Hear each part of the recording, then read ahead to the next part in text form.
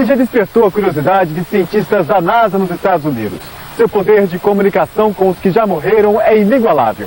Sua forma de enxergar a vida e ajudar o próximo o transformou em um dos principais líderes religiosos de nossa história. Hoje vamos homenagear Chico Xavier e mostrar um pouco sobre esse homem tão simples de Minas que é adorado em todo o planeta.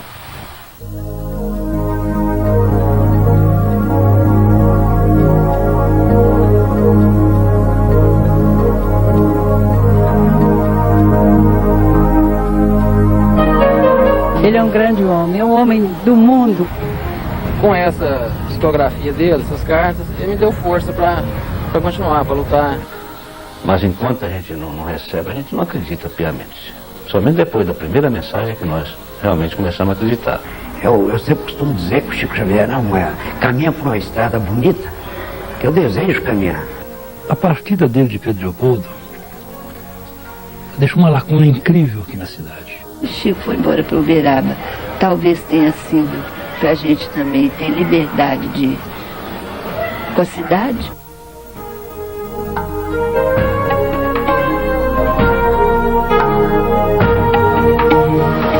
Jesus Cristo. Tem pouco? As pessoas hoje em dia têm pouco de Jesus Cristo? Um pouco, há muito mistério. A cidade tem 50 mil habitantes e fica a apenas 30 quilômetros de Belo Horizonte. Pedro Leopoldo cresceu muito desde 1910, quando no dia 2 de abril nasceu Francisco Cândido Xavier. Com a ajuda da mãe, que morreu quando ele tinha 5 anos de idade, e da madrasta, que o incentivou a estudar a doutrina espírita, o jovem rapaz superou os desconhecidos sintomas de sua forte mediunidade.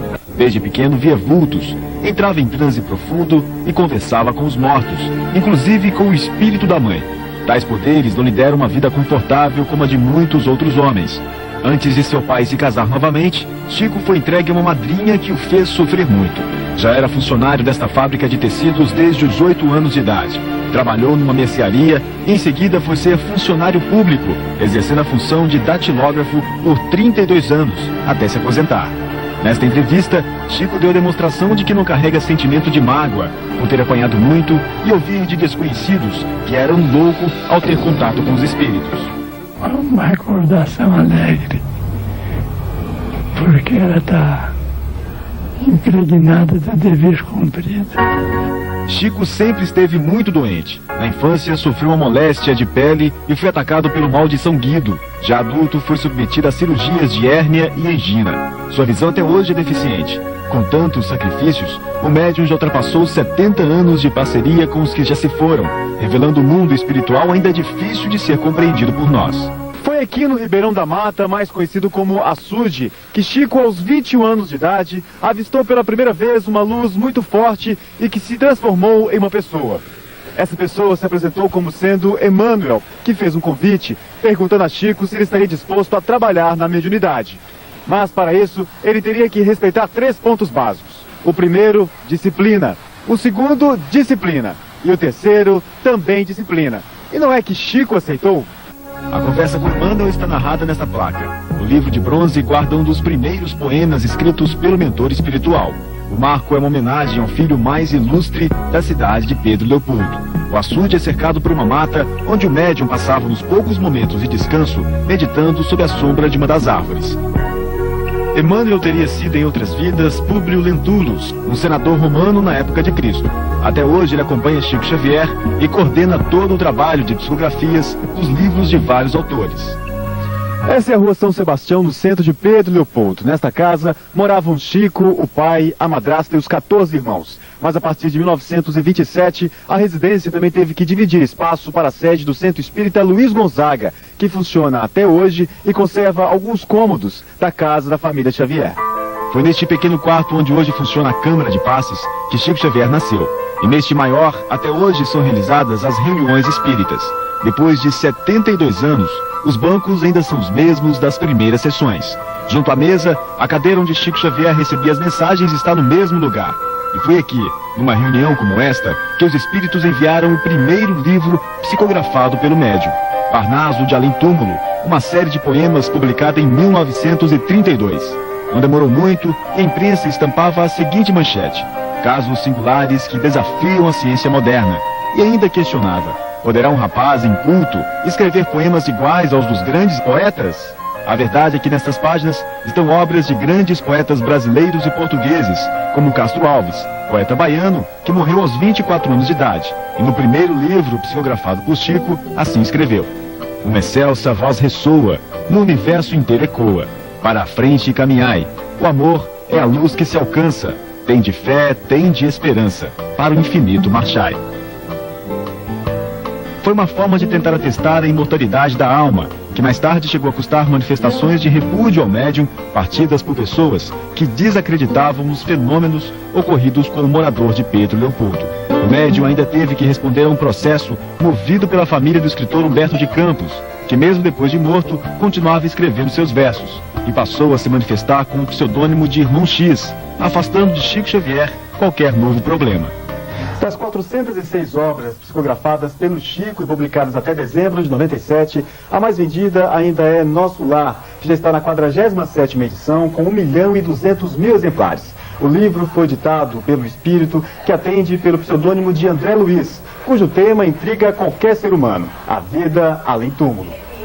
Nós temos muitos bons médiuns, principalmente no Brasil, médiuns espíritas recebendo belas obras. Mas o Chico, diríamos que é a maior antena psíquica desse século. Então ele tem mérito. Nesta entrevista à extinta TV Tupi, Chico revela que não se beneficia de nenhum dos livros comercializados pela editora. Os direitos doados às instituições espíritas do Brasil que os editam em maior número com a Federação Espírita Brasileira, sediada na Guanabara, e na Comunhão Espírita Cristã, aqui sediada em Uberaba. Os direitos autorais pertencem a essas instituições e a outras instituições espíritas que os publicaram. Já foram vendidos mais de 35 milhões de livros, traduzidos para 8 línguas, entre elas o japonês. Existem ainda versões em braille e hebraico, e é de Chico o recorde na vendagem de livros no Brasil. Na visão do senhor, que importância tem essas obras? Elas nos descortinam um horizonte novo, nos fazem entender a vida de outra forma, nos dão uma visão clara do plano espiritual, da reencarnação, nos dão a certeza da reencarnação, da justiça divina. Depois do intervalo, o momento de se despedir de Pedro Leopoldo, porque Chico Xavier teve que mudar de cidade e ir viver em Uberaba. O encontro de nossa equipe com as Irmãs do Médium.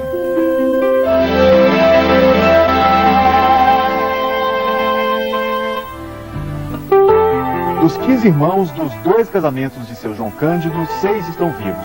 3 irmãs de Chico ainda moram em Pedro Leopoldo: Dona Cidália, Dona Lucília e Tia Dora, como são conhecidas na cidade. Elas acompanharam o início da mediunidade do irmão, ainda quando eram crianças, mas lembram que Chico sempre foi exigente na educação dos caçulas. Com a ajuda dos espíritos, o médium, ainda jovem e com muitos afazeres, descobria todas as travessuras dos irmãos. Chico foi um pai, um amigo, um pai carinhoso, mas a gente sabia que ele era bravo, então a gente tinha muito receio de fazer as coisas para magoar. No dia 5 de janeiro de 1959, Chico se despedia de Pedro Leopoldo. Ele foi transferido pelo Ministério da Agricultura, mas segundo relatos do próprio médium, a mudança foi uma orientação dos espíritos. E a escolha de Uberaba teria sido por causa do clima. Numa entrevista, Chico chegou a dizer que para o tratamento de uma labirintite, ele precisava de uma região um pouco mais quente que a de Pedro Leopoldo. A gente ficou triste.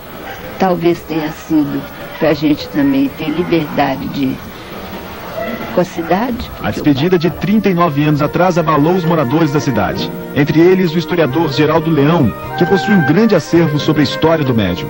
Entre os objetos estão a certidão de nascimento, só averbada em 1966, os lápis utilizados nos primeiros trabalhos mediúnicos e um par de óculos usado por Chico. A partida dele de Pedro Leopoldo deixou uma lacuna incrível aqui na cidade. Mas a gente lembra que na segunda, sexta-feira, aqui na rua São Sebastião, no Centro Espírita Luiz Gonzaga, o movimento era intenso, de turistas, de pessoas que vinham para conhecer, para buscar o socorro, né? As pessoas aflitas vinham para buscar o socorro através das mensagens, através das receitas, através dos livros e de uma palavra amiga do Chico. A presença do médium nas ruas de Pedro Leopoldo é inesquecível. Eu morava em frente à casa do André Xavier, que é irmão do Chico. E o meu quarto era bem na frente, e praticamente bem em frente à casa do seu André. E o Chico saía do centro espírita, lá pela madrugada, e vinha conversando com aquele pessoal que eu acompanhava até a casa do seu André. E eu do meu quarto ouvia aquele pessoal alegre, conversando, e o Chico era muito alegre, né? Dava aquelas gargalhadas boas, né? Sadias. Chegava na casa do André e ouvia a música que ele gostava, a música clássica, né? Isso é uma coisa que a gente guarda com muito carinho.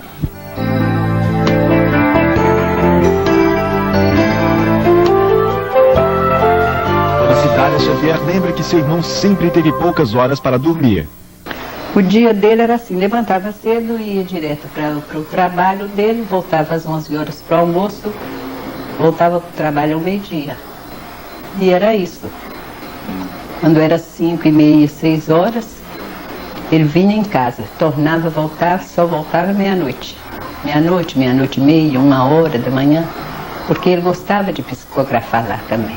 A senhora ficava preocupada com ele? Eu não tinha preocupação com ele, sempre tenho preocupação com ele. Que tipo de preocupação a senhora tem? Eu amo demais o Chico e eu tenho medo, assim, que aconteça a ele qualquer coisa, mas Deus é maior, Jesus é grande e toma conta dele todos os dias. Apesar da distância entre Pedro Leopoldo e Uberaba, dos poucos encontros com Chico desde sua partida e das trocas de correspondências, Dona Cidália sente que o irmão está muito próximo. A senhora sente saudades? Demais, mas sei que ele não está longe de mim. Eu sei que ele está sempre próximo de mim. O que faz? Eu acredito que a gente longe está mais próximo. Ele diz isso para a senhora nas cartas que ele escreve? Não, eu que acredito nisso. Ele escreve muito para a senhora? Muito não. Ultimamente ele tem escrito pouco, né? A senhora imagina por quê? As condições físicas dele não dá condição para tanta coisa, né? Logo agora que ele começou a trabalhar de novo, está psicografando, e é uma felicidade muito grande para nós. Talvez pela vida difícil de Chico, cheia de dificuldades desde criança, com humilhações e perseguições, Dona Cidália se apresenta como uma grande seguidora e se emociona ao lembrar das dores do irmão. Ele é um grande homem. Eu não posso falar o que ele é para a humanidade, mas para mim ele é um todo, ele é completo. Ele é completo em tudo, na fé, o ânimo que ele dá para as pessoas. Só mesmo um grande homem é capaz. Eu amo o Chico com loucura, adoro o Chico, eu amo demais até. Um beijo para você, um beijo para todo mundo que ama Chico, para você, Chico. Um beijo gostoso. Te amo.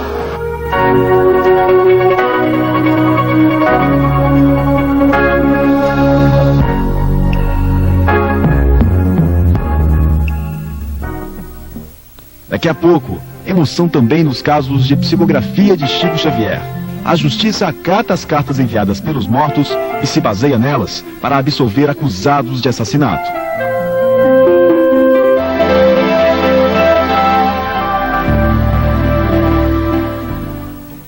Há 22 anos, quando Goiânia não era tão grande assim, um caso polêmico na cidade mexeu com a justiça brasileira. Um rapaz foi absolvido num processo que o acusava de ter matado o próprio colega. O réu ficou livre da cadeia graças à intervenção do além. Foi mais um fato para tentar comprovar a veracidade das psicografias de Chico Xavier. O caso é narrado no livro Lealdade. De um lado, José Divino, o assassino. De outro, Maurício Garcês Henrique, o morto. E a fúria da família em busca de justiça. José Divino, hoje comerciante, teria realmente premeditado a morte do amigo? Nos depoimentos, a versão do acusado se baseia num acidente. Primeiramente, o que aconteceu naquele dia? Ele foi me procurar cedo para a gente ir para aula, porque a gente estudava no mesmo colégio e ele ia para aula comigo de moto. ele pediu um cigarro pra mim e eu não tinha cigarro. Aí eu fui ao quarto de dispensa onde meu pai guardava cigarro dentro de uma pasta. E ele abriu a pasta do meu pai para pegar o cigarro. E ele não achou o cigarro. Achou um revólver que meu pai tinha na pasta. Ele tirou esse revólver da pasta, tirou as balas do revólver, eu vi ele tirando. Só que ficou uma bala engastanhada, ele não deve ter visto. Ele fechou o revólver e puxou o revólver na minha cabeça 2 vezes brincando. E eu danei com ele, porque meu pai não deixava, tinha ciúmes, não gostava desse tipo de coisa. Eu tomei o revólver da mão dele para guardar, só que eu não guardei o revólver. E nisso eu sou pra cozinha, minha mãe lavando vasilha, e ele pediu um cigarro pra minha mãe. Minha mãe deu o cigarro pra ele acendeu o cigarro e entrou dentro do quarto. Quando ele entrou dentro do quarto, eu levei o revólver nele e puxei. E aí eu só ouvi o estampido. E ele caiu, o Zezé se me tirou. A casa onde tudo aconteceu já não existe mais. Hoje é um cômodo comercial no bairro de Campinas, em Goiânia. Maurício foi levado às pressas a este hospital, mas não suportou as dores no tórax provocadas pelo único tiro. A primeira reação da família do rapaz morto, aos 15 anos, era de vingança. E até então, nosso problema era prender o rapaz. Porque, afinal de contas, era um assassino. E aquele sentimento de justiça, de vingança, sei lá o quê, a gente tinha ele. Tinha ele bem enraizado. Para fugir do flagrante, José Divino, aos 18 anos de idade, viajou para São Paulo. Mesmo alegando não ter visto o amigo na hora do disparo da arma, ele passou a ser reconhecido nas ruas como um verdadeiro assassino. E o medo de uma condenação o perseguia, principalmente quando ficou sozinho. As pessoas, quando me viam, me chamavam de criminoso. Às vezes eu estava em festa, eu passava na porta do colégio, na época eu era rapaz novo. O pessoal gritava, criminoso, assassino. Nessa época, uma fase difícil da minha vida. Depois que aconteceu isso, antes de um ano acontecido, eu perdi pai e mãe também. Eu fiquei sozinho. A perda do filho fez Dona Djanira procurar um conforto. 3 meses depois começou uma peregrinação atrás de um sinal que desse a ela a certeza de que depois de morto, Maurício estaria bem. A família recorreu à mediunidade de Chico Xavier. Mesmo assim, teve que esperar muito tempo para que finalmente o filho se manifestasse. 3 meses depois, logo que eu fui no Chico, que a gente passava ali 2, 3 dias nas filas, conversando uma mãe com a outra, trocando as dores. Aí 2 anos depois foi que eu recebi a mensagem. Mas antes disso, a gente já tinha mudado a cabeça, porque já tinha visto tanta coisa no Chico, né? Já mudou tudo. Depois disso a gente já começou a pensar diferente, de tirar as acusações, Mudou, e não é só a questão de acusação também, é um alívio que deu. Porque fora disso, por dentro a gente tinha acabado, né? Eu tinha morrido, junto com ele. E quando foi que vocês começaram a acreditar que os mortos poderiam se comunicar com a gente? Até então era vazio. A gente via as mensagens, lia muita mensagem, comecei a ler muitos livros, mas enquanto a gente não recebe, a gente não acredita piamente. Somente depois da primeira mensagem que nós realmente começamos a acreditar. Porque as pessoas outras que leem a mensagem talvez não sintam isso. Mas a gente, como pai, tem coisas nas entrelinhas, palavras nas entrelinhas, que só a gente sabe, que só a gente conhece. E a gente vê que é realmente do próprio espírito, do próprio Maurício. Então foi aí sim que nós demos valor. Ao todo foram 22 cartas enviadas pelo filho de Dona Djanira e do comerciante José Henrique. Em todas, Maurício inocentava o amigo que disparou o tiro e pedia que a família não fosse adiante com um sentimento de vingança. Essa segunda mensagem, a terceira, a quarta mensagem, que ainda me chama a atenção, que meu coração ainda estava duro ainda, né? Apesar de receber, apesar de acreditar, eu ainda tinha aquele sentimento de justiça, de querer ver o rapaz preso. Aí ele me chama a atenção, que ele fala numa dessas mensagens lá que eu tinha que acreditar nele, que ele estava falando era verdade, que realmente o rapaz não tinha culpa. Ser pai é diferente de mãe, né? E realmente eu, depois dessa outra mensagem que ele me chama a atenção para que eu aceite as palavras dele como verdadeiras, foi a partir daí realmente que, apesar de acreditar desde a primeira mensagem, foi a partir daí realmente que o meu coração começou a amainar, eu comecei a ver, já não interessar mais na condenação do rapaz. Eu perdoei, mas a mágoa eu carrego. Não consegui falar que amenizou, que tirei a mágoa dele, não. Perdoei. Perdoei, não quero saber se tá bem, se tá mal, entendeu? Mas perdoei. Mas vocês não têm mais notícias do José Divino? Não, nunca mais tive notícias dele. Por quê? Não nos interessamos mais em saber da vida dele. José Divino tomou conhecimento das cartas de Maurício através da imprensa. Houve detalhes nas cartas detalhes que nem no meu depoimento eu citei, eu não lembrava. Eu fui lembrar quando eu li as cartas psicografadas. Então não tem como negar. São coisas que só eu e ele sabia. As cartas com o depoimento de Maurício foram anexadas ao processo à espera da apreciação do juiz. Mas a grande dúvida era: uma carta da vítima morta poderia influenciar na absolvição do réu? A seguir você vai conhecer o juiz, que num caso inédito, deu a sentença baseando-se numa psicografia de Chico Xavier.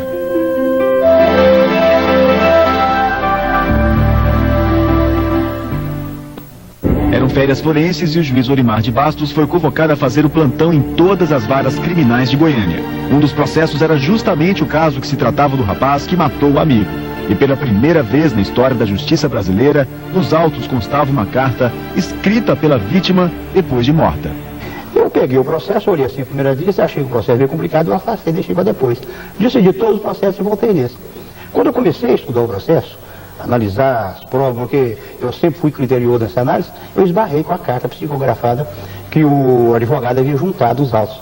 E essa carta me chamou a atenção, porque o morto estava narrando os fatos igualzinho o acusado havia dito no seu interrogatório.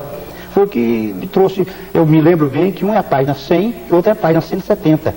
O interrogatório do rapaz na página 100 e a mensagem juntada aos autos nas alegações finais do advogado de defesa na página 170. Eu comecei a fazer análise do interrogatório e da mensagem e vi que coadunava certinho um com o outro. Eu pensei, mas como que o Chico teve acesso a essa declaração? Foram noites de sono para a melhor decisão. Ali o morto explicava as razões, os motivos de ele ter sido morto. Aí eu fui analisar, inclusive, a perícia feita pela polícia. Na perícia ele explicava a direção da bala, o jeito que foi dado o tiro, que também essa explicação técnica colaborava com as palavras do José Divino. Então eu vi que não foi intencional, não houve dolo, como nós podemos analisar dentro do direito, ele não teve aquela intenção de matar. O caso foi a julgamento 3 vezes e em todas José Divino foi absolvido. Nas 2 primeiras pelo juiz Orimar de Bastos e numa terceira, já em júri popular, o rapaz foi considerado inocente por 6 dos 7 jurados. O promotor nem quis recorrer da decisão e depois de 4 anos, a justiça encerrou o caso. Perdi 6 anos da minha vida. Então foram 6 anos enrolado com processo. Parei de estudar, hoje eu poderia ter formado, na época eu larguei de estudar, não prossegui os estudos. Só tenho que agradecer a ele e ao Chico, né? Colegas meus diziam, eu ia passando às vezes no corredor fora, falava, vem um juiz do além, juiz que decide do além. E isso foi uma crítica até que eu já estava encabulado, será que eu agi certo, será que eu agi errado? Se não chega a tanto, pelo menos o juiz Orimar de Bastos, por intermédio de Chico Xavier, também recebeu cartas de colegas que já se foram. Ele veio receber uma carta psicografada dirigida a mim, através do espírito do Dr. Adalberto Pereira da Silva, que foi juiz em Piracanjuba, onde eu também havia sido juiz, e ali ele veio narrando o porquê que eu fui envolvido nessa decisão. O juiz Orimar de Bastos hoje está aposentado, mas exerce a função de advogado no estado do Tocantins. As lembranças do episódio que quase levou José Divino para trás das grades deve virar outro livro. Juiz e réu se viram muito pouco. José Divino acompanhou toda a entrevista no salão do júri do Fórum de Goiânia, disfarçado de operador de iluminação de nossa equipe. Escutou atentamente o que nunca teve a oportunidade de ouvir antes. Se houvesse a condenação, o Divino hoje talvez seria uma pessoa estigmatizada. E eu acredito que a justiça foi feita. E a justiça foi feita, vamos acentuar, graças àquela mensagem que foi ali dentro. Por isso que eu acredito, sempre falei e falo. Temos que dar credibilidade às palavras de Chico Xavier. Porque se fosse qualquer um outro, talvez a gente não acreditava. Mas com o Chico a gente tem que acreditar. Você acha que o juiz agiu certo mesmo, José Divino? Esse é o José Divino? Esse é o José Divino. Eu não conhecia ele, tá vendo que eu não conhecia ele? Você já chegou a falar isso que o senhor me falou pro José Divino? Não, aliás, eu ouvi o José Divino uma vez só. Eu não conheço o José Divino. Agora você me falou que esse moço aqui, o Zé Divino, foi uma surpresa que eu tive e tenho o prazer de dizer, realmente, eu apliquei a justiça. Eu acho que se realmente você fosse condenado, você teria um estigma na sua vida. Porque eu tenho certeza absoluta, como eu disse no processo, você não fez aquilo por querer, aquilo foi um acidente. Eu tenho certeza que ficou marcada a vida toda você com isso aí. Mas acho que Deus é muito grande e você deve saber que foi uma aprovação que você teve, né? Para a família foi feita a vontade de Maurício inocentar o amigo. Há muito tempo, Maurício não se comunica. A última notícia foi dada pelo próprio Chico Xavier. Ele estaria estudando engenharia elétrica no plano espiritual. Mas antes de se dedicar à nova tarefa, o jovem deixou através de Chico Xavier mensagens para confortar a família. Peça a meu pai para que no íntimo aceite a versão que forneci do acontecimento que me suprimiu o corpo físico. Não se procure culpa a ninguém. Tudo está encerrado em paz. Outros casos, como o de Maurício, surgiram nos tribunais brasileiros. A Psicografia ante os Tribunais é um livro que trata justamente do assunto. Chico Xavier chegou a ser interrogado para um processo instaurado em Gurupi, Tocantins, em que um rapaz matou o irmão.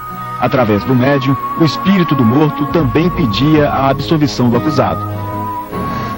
Mas e quando Chico partia? Será que os espíritos que se comunicam com o mundo através dele deixariam de enviar as suas mensagens e livros? Bem mais modestos que o grande espírita, alguns homens já trilham o mesmo caminho. Coincidência ou não, vivem em Uberaba e já trabalharam com o médium. Tanto que a existência dos discípulos de Chico Xavier já corre pelo Brasil. Nós estamos em frente ao Centro Espírita Aurélio Agostinho, onde trabalha o médium Celso Almeida. O centro fica lotado de caravanas do país que chegam a Uberaba na sexta-feira, dia em que são realizadas as reuniões públicas. A maioria é formada por mães que vieram tentar um contato com filhos que já desencarnaram. É sempre assim. Quem deseja receber notícias de alguém que já morreu, deixa anotado o nome e datas de nascimento e de morte do falecido. Mas nem todos são atendidos. Durante uma hora, o espírita Celso Almeida utiliza um lápis e, com uma velocidade fora do comum, escreve notícias enviadas por moradores do plano espiritual. Em média, são 6 mensagens recebidas e todas são lidas para o público presente. O reconhecimento através de detalhes contidos nas psicografias é imediato. E não me falta o socorro daqueles que me chegam através da bondade de Deus, para o auxílio que me socorre a dor da saudade. No sábado é a vez de buscar ajuda de outro médium que também recebe mensagens dos mortos. Carlos Bacelli já trabalhou por vários anos com Chico Xavier. Nas suas reuniões, também realizadas aos domingos, está boa parte das pessoas que no dia anterior foram até Celso Almeida. É uma busca incansável de conforto para mães que perderam filhos em tragédias, como esta senhora, que saiu de Montevidéu, no Uruguai, atrás de notícias confortantes da filha. Esta mensagem me ha ajudado a sobrellevar o dolor da pérdida. Sentimento de alívio por causa do contato via carta parece não envolver somente os que ainda estão por aqui. Do outro lado da vida também a saudade. As boas lembranças do convívio com os encarnados partem junto com a alma. E quando ele disse que ele estava se sentindo um ator com tantos holofotes, isso ficou evidente, porque meu filho era uma pessoa muito alegre, muito brincalhona, e tudo que está aqui veio assim, dando um conforto que não tem palavras para explicar. Mas estes 2 homens seriam mesmo sucessores de Chico Xavier? E seu Ibacé partiu primeiro que ele? E Chico acendeu uma grande fogueira.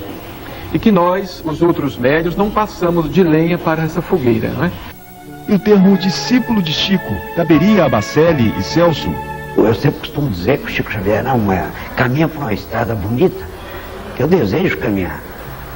Mas ainda estou distante disso.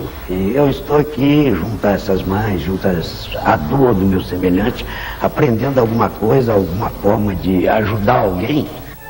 O curioso sobre as pessoas que procuram os médiuns de Uberaba é que a maioria, para buscar um contato com os espíritos, ignora a diferença das religiões. Essas pessoas vêm aqui trazidas pela fé em Jesus Cristo e na imortalidade da alma. E se aqui vêm é porque acreditam na possibilidade do intercâmbio com esses familiares de além-túmulo. Porque nós precisamos ainda entender que esse problema de religião, ele ainda é muito pequeno diante da vida infinita, não é? Nós não podemos encarar a religião como nós encaramos, por exemplo, times de futebol. A peregrinação termina no Grupo Espírita da Prece. Depois do intervalo, você vai ouvir depoimentos de pessoas que convivem com Chico Xavier e ver a paciência do médium em apertar a mão de todos que o procuram.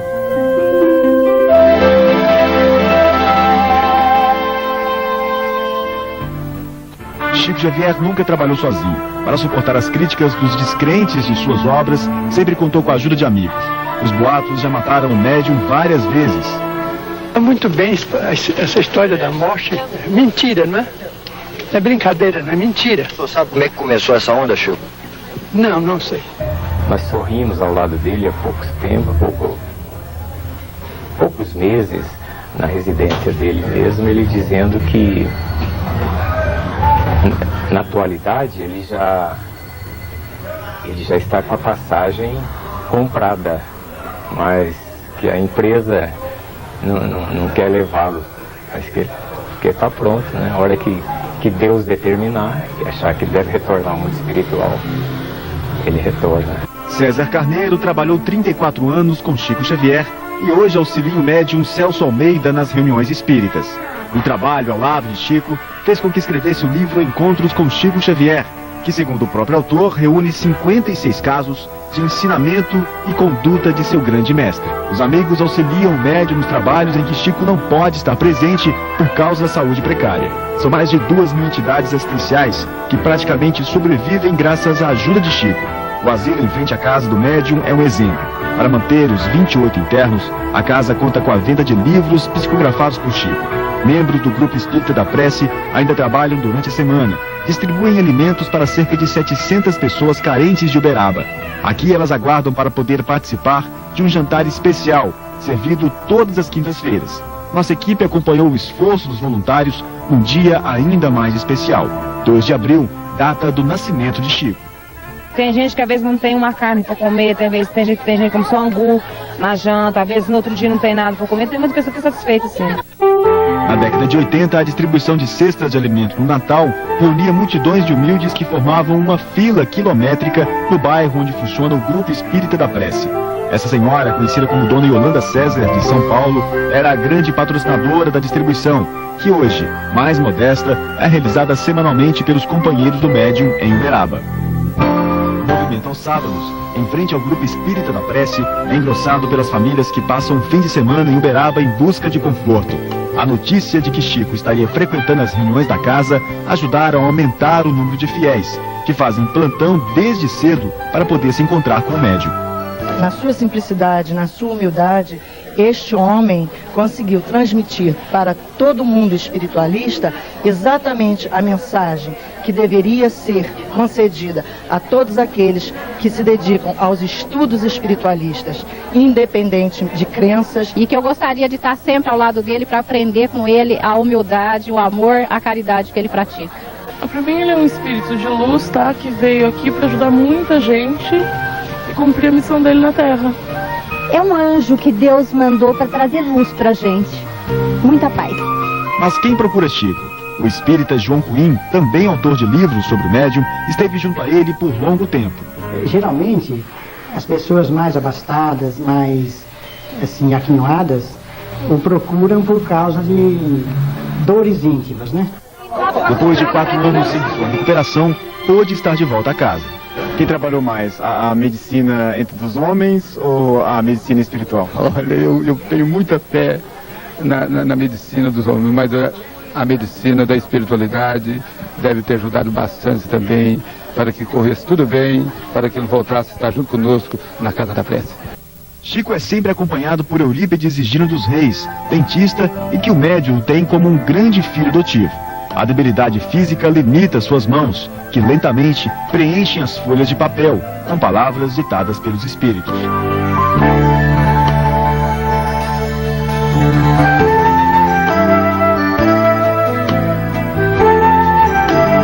Nesta noite, vieram mensagens do poeta Cornélio Pires. Vale no mundo, fé em Deus, no amor profundo, na vivência necessária, a doutrina de Jesus. Cornélio Pires.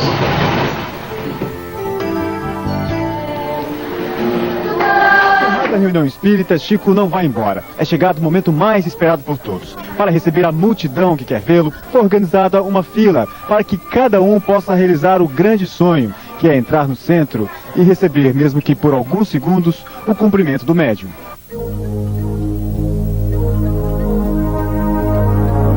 São mais de 1000 pessoas que vão até Chico, ou seja, todas que passaram um dia à espera do médium. As pessoas beijar-lhe a mão. As pessoas mais precisam hoje em dia. Jesus. Muito. Jesus Cristo. Tem pouco? As pessoas hoje em dia têm pouco de Jesus Cristo? O povo é muito distante de Jesus Cristo. Mais do que de pão. Mais do que de pão? De pão, eles têm muita assistência. Abre o coração para Jesus. Abre o coração para Jesus.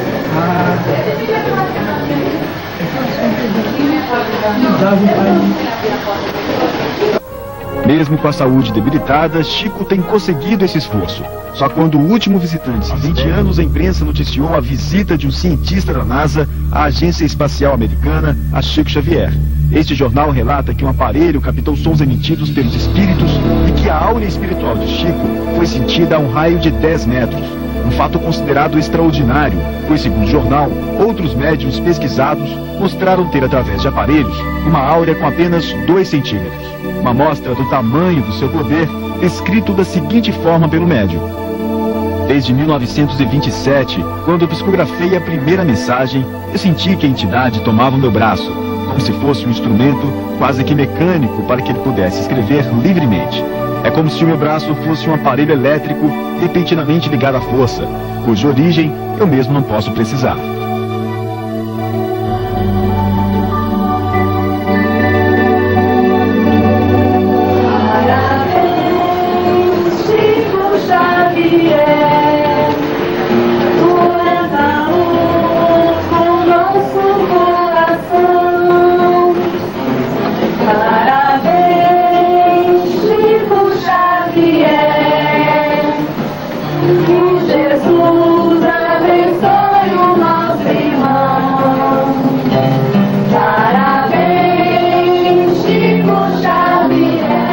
Este programa foi uma iniciativa das emissoras do Sistema Integrado de Minas, TV Ideal, TV Integração e TV União.